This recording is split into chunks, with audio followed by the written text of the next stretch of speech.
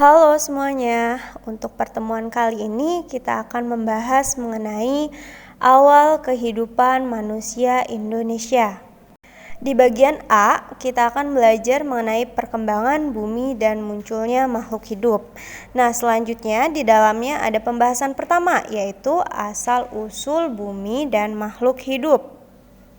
Jadi, sejarah alam semesta berlangsung lebih lama jika dibandingkan dengan sejarah umat manusia.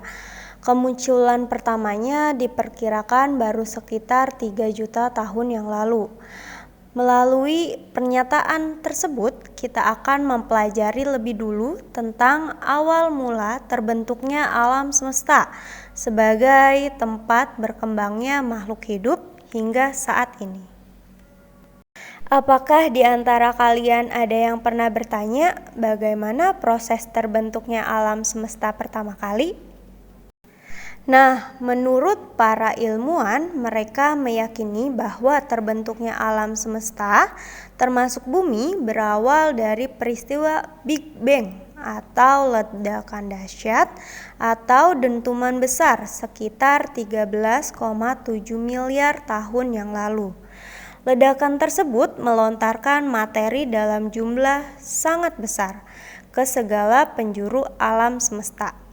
Materi tersebut kemudian mengisi alam semesta dalam bentuk binatang, planet, debu kosmis, asteroid atau meteor, energi, dan partikel lainnya.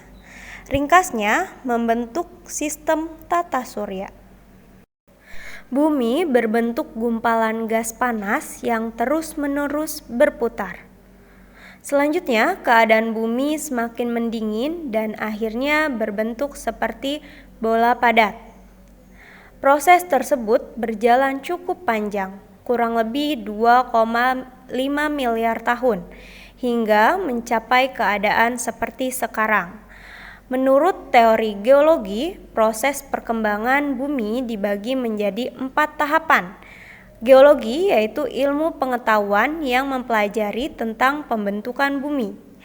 Keempat tahapan tersebut yaitu Arkaekum, Paleozoikum, Mesozoikum, dan Neozoikum. Selanjutnya, kita akan membahas mengenai keempat tahapan tersebut. Yang pertama yaitu masa Arkaekum. Masa ini adalah masa tertua yang diperkirakan terjadi 2,5 miliar tahun yang lalu. Pada masa ini, keadaan bumi masih labil, menyerupai gumpalan bola gas, dan kulit bumi masih dalam proses pembentukan. Selain itu, belum ada tanda-tanda kehidupan. Hal ini karena temperatur bumi memang masih sangat tinggi, sehingga tidak memungkinkan adanya makhluk hidup. Yang kedua yaitu masa Paleozoikum. Masa ini berlangsung sekitar 500 sampai 245 juta tahun yang lalu. Kondisi bumi sudah lebih stabil, meski belum secara menyeluruh. Secara berangsur, temperatur bumi mendingin dan mulai terlihat adanya tanda-tanda kehidupan.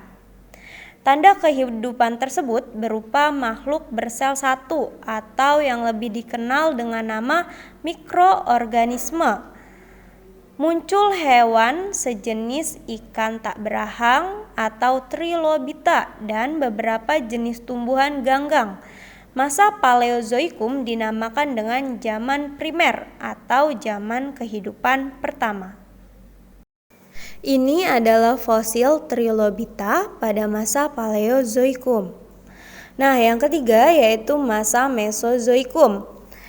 Masa yang disebut juga zaman sekunder, zaman kehidupan kedua, ini diperkirakan berlangsung sekitar 245 hingga 65 juta tahun yang lalu.